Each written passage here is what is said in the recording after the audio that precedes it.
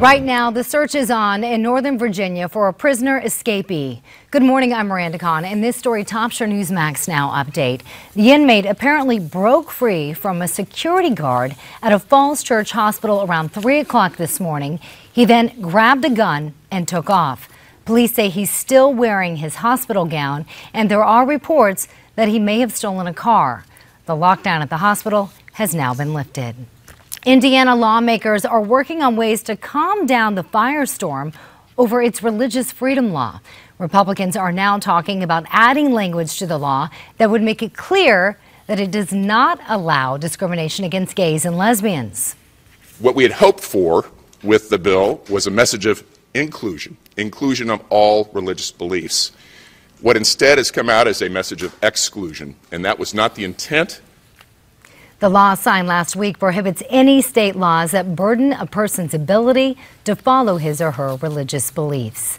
Despite the loud criticism, the law is also getting a lot of support.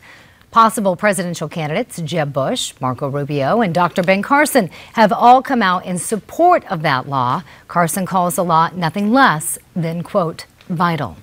Just hours remain now for a deal on Iran's nuclear program. Talks continue in Switzerland today over two main sticking points. The first one being how long limits will be in place on Iran's nuclear program, And the other involves lifting sanctions. If they can reach a deal on a framework by today's deadline, then negotiations can continue until the end of June. Work continues on a makeshift road in the Alps. The road is designed to help search crews get to the scene of the crash that killed 150 people. It should be done by today or tomorrow. Lufthansa, the parent company of Germanwings, and its insurers are setting aside $300 million to deal with possible cost of last week's crash. Arizona's governor has dealt with a couple of big bills, signing one and vetoing the other. Governor Doug Ducey signed an anti-abortion bill. It bars women from buying any health care plan through the Obamacare marketplace, including abortion coverage. But he vetoed a bill that would have kept secret the names of police officers involved in deadly shootings for 2 months.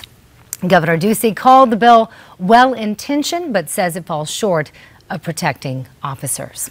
And a big promise from some of today's biggest music stars. This is the beginning of a whole new era. Artists like Alicia Keys, who you just saw there, Jay-Z, and there's Madonna, will sign on to a new music streaming service they're launching called Tidal. Subscription plans will start at $10 a month.